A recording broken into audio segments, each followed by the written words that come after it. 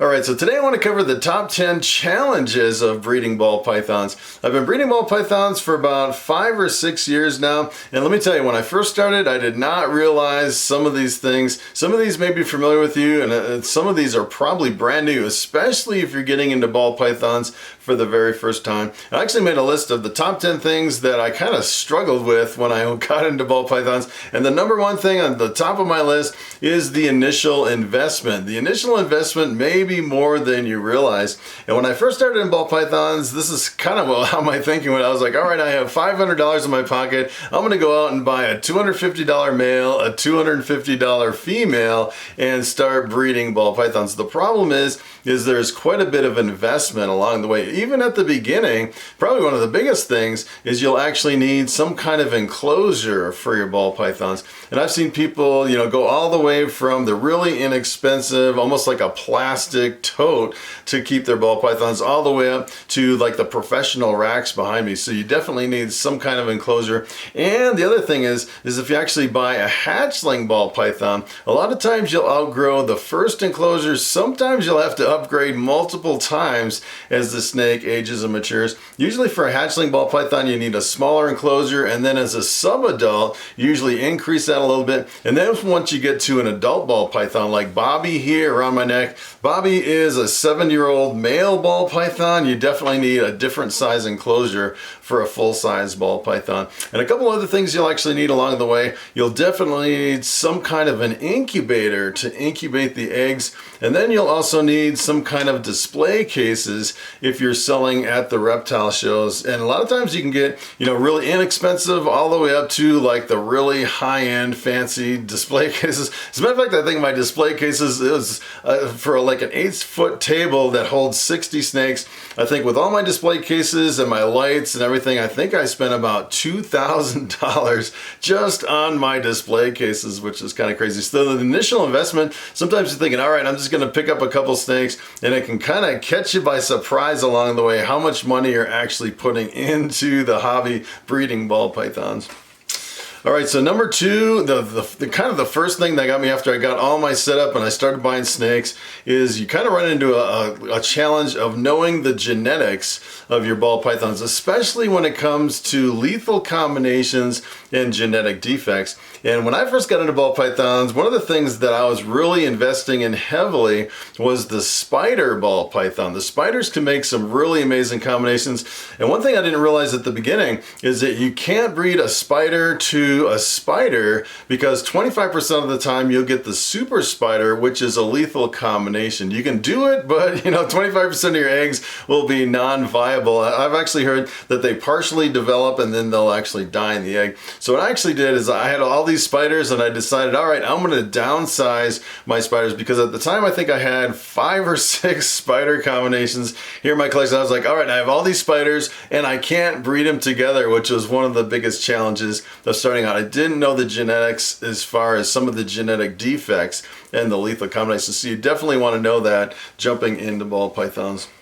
All right, so number 3, I've seen a lot of people run into this problem, is managing the hatchlings. I've seen a lot of people jumping into ball pythons that are like, all right, I'm gonna buy 20 females and 10 males or something like that. And keep in mind, with like 30 snakes, you have that many females, and each female can lay anywhere from 6 to 10 to 15 eggs, something like that. So you can quickly turn your 30 snakes into hundreds. Now let me tell you, if you're trying to do ball pythons on the side and you're trying to take care of them and do your family and a full-time job and everything like that, let me tell you, there's a big difference between having 30 snakes and a couple hundred snakes. It can get really balloon really fast. So that's another thing you have to, especially when they're hatchlings and you're trying to feed each individual tub, all the hatchlings, and clean all the enclosures and everything. It can be a lot of work, especially if you have some that are really picky and you have to do assist feeding, and sometimes it can drive you crazy just managing all the hatchlings. It's almost an explosion of your snake collection when you have your first hatchlings. All right, so number 4, another thing you have to watch out for is dropping prices. You're always chasing dropping prices, and it's kind of interesting. I've seen a lot of people say, I'm not going to get into ball pythons because the prices can drop so fast, and that is true to a point, although I think in most cases you definitely recover from even the most severe price drops for a lot of your genes and combinations. And usually the biggest drop in prices is actually seen in a lot of your new genes, especially the dominant or the co-dominant gene. I've seen some like the scaleless head that can crash really fast in a short amount of time. As a matter of fact, I think my first scaleless head male I paid about $1,200 for. Now you can pick them up for just a couple $100. But keep in mind, when I produce scaleless heads, I can definitely sell them more than a non-scaleless head. So I could pretty much make up I made money on that investment, even though the prices dropped significantly. So that's another thing you have to watch. And it's almost one of the things you have to accept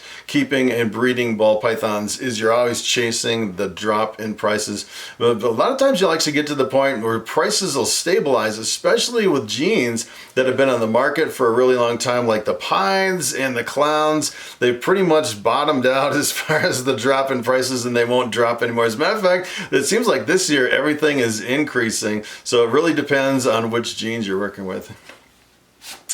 All right, so number 5 is you have to deal with health emergencies. That's another challenge working with reptiles, and that's the thing that caught me off guard right at the beginning. So I started out, I didn't realize the initial investment, and then I had all the spiders I had to deal with, you know, trying to unload spiders because I realized I couldn't breed them together. And then after I was into ball pythons for a couple years, I actually got infected with mites. And let me tell you, a mite infection is really difficult to get rid of. They're like little fleas, little tiny bugs on your snake. They get in between the scales and they'll make little sores all over your ball pythons, and they're really difficult. Let me tell you, I actually went through my collection trying to clean every single tub. I think I was doing it every day for about, I think it took me like 6 months to get rid of my mite infection. So that's one thing. I've seen some people struggle with respiratory infections, although I never have had it here in my collection. I've seen some people struggling with scale rot in really humid environments. I've never had scale rot here because it is incredibly dry. I think one of the biggest things that I've struggled with here is stuck sheds because it's been so dry here in my collection. I actually had this one random thing on one of my hatchlings where it had an obstruction right on the navel, right in the belly button. It was like this really huge growth right in the belly button. And I brought that snake to a reptile show, and I met my veterinarian at the reptile show, and she actually dug into the belly button and pulled out this huge mass in that snake and pulled out this huge blob. I was kind of freaking out when she did it. I didn't even know you could pull that out. It was kind of freaky.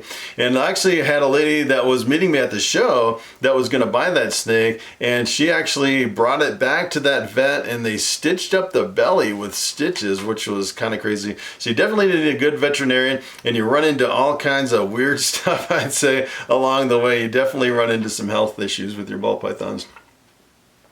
All right, so number 6, another challenge that you run into is waiting for your females to mature. And that's probably the biggest thing I'd say as far as, you know, trying to speed things up. I'd say at the beginning, a lot of times you'll invest a lot of money into your ball pythons. It'll be 2 or 3 years before your females will finally mature to the point where you can get some eggs, and that can really slow you down. That's one of the things that almost broke the bank as far as me getting into ball pythons. I didn't realize it was going to take so long with those females. And number 7, another thing you have to realize is not all females will lay eggs every year. So for example, if you bought 20 females, you could probably expect anywhere from 10 to 15 of those females to lay in any certain year. So a lot of times I'd say it's pretty rare for every single female in your collection to lay eggs. And it really comes down to, especially with ball pythons, I think it comes down to the feeding. Some of them feed really well, and the ones that feed really well seems like they lay eggs almost every year. And some of the picky ones that can go on a really long fast, a lot of times they'll skip a year every now and then.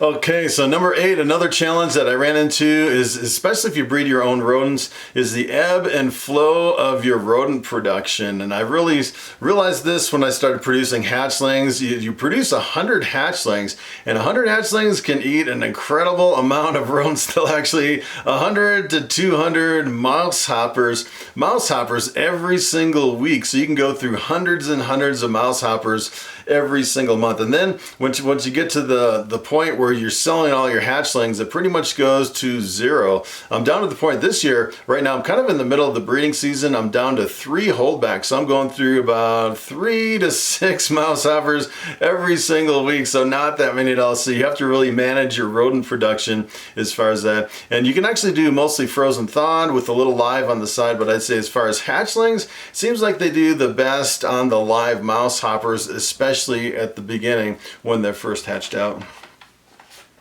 All right, so number 9, dealing with customers online. Let me tell you, this can be very time consuming and very complicated. I haven't really had a lot of complaints or any bad customers or anything like that, but the problem is, especially if you're selling your hatchlings over on Morphmarket, essentially how it goes is, say for example, you have 10 hatchlings for sale. I usually post them over there in like groups of like 8 to 10 hatchlings at a time, because otherwise it can get a little bit overwhelming. So I actually list 10 hatchlings, and then for every single hatchling I'll have like 3 to 5, sometimes 10 comments that people are like, asking questions or, thinking about buying it. And then a lot of times, with just 10 hatchlings on there, you can get like 50 responses all in a short amount of time. And then you have to follow up and you have to figure out, all right, who wanted the snake first, And a lot of people say, yeah, I want the snake, and then they won't pay or they won't reply. And it gets really confusing as far as kind of managing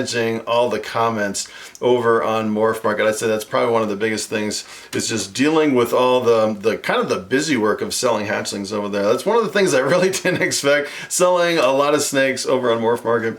All right, so for number 10, you can actually bypass all that kind of commotion over on Morphmarket, and you can sell at a reptile show. And then let me tell you, there's definitely pros and cons as far as selling at the reptile show. I've actually gone to shows and you can unload like 30 or 40 hatchlings all in a single show. They go really fast, and it's really easy because you just give them to someone, run the credit card or take the cash and then just give them the snake. And it's a really quick and easy transaction. No questions, no back and forth. You don't have to ship them. You don't have to box them up or anything like that. But there are some challenges as far as selling at the reptile show. Some things you may not have considered. And one of the biggest things is you're actually on your feet for 2 days at a time, standing by the table. I'd say it's really kind of exhausting. I'd say as far as the reptile shows, it's pretty much the highlight of my year, going to the shows and meeting the people. But let me tell you, it can be extremely exhausting standing there for 2 days straight. Let me tell you, every reptile show that I've been to, let me tell you, your feet start getting really sore. The other thing is usually at a reptile show, I'm talking nonstop for 2 days straight, and I can definitely feel it in my voice. All the people coming up to the table and you're explaining all the different things. I don't mind talking, but talking for like 16 to 20 hours straight over the period of 2 days, let me tell you, that can be one of the challenges. The other thing I found with the reptile shows, you may not have noticed this, but you pretty much have no time to eat and no time to go to the bathroom. You're kind of stuck behind the table with a lot of people coming up to the table. And a lot of times when you actually have a break, especially at some of the busy reptile shows, you're kind of thankful you can actually sit down and have a sandwich or something like that. It's something that's kind of unexpected. And another thing is, if you actually have help at the reptile shows, I've actually hired some people to help me at the reptile shows. A lot of times they'll get so exasperated that it's hard to really keep help at the shows. Because let me tell you, when I go to a reptile show, usually what it is I'm waking up at about 3 a.m. in the morning, getting everything ready, loading up the truck, driving like an hour away to set up the reptile show. And if you're actually going to another state, that is like a whole nother ball game there. But you have to actually get everything set up and ready to go by the time the show opens. So it's a lot of work to get ready and to get set up. And let me tell you, it's a sleepless night the night before the reptile shows. So that's one of the challenges, but I'd say the reptile shows definitely is worth it. I would definitely go to a reptile show and do the shows. It's a pretty awesome experience. So that is pretty much it. Thanks for watching, and I will see you in the next video.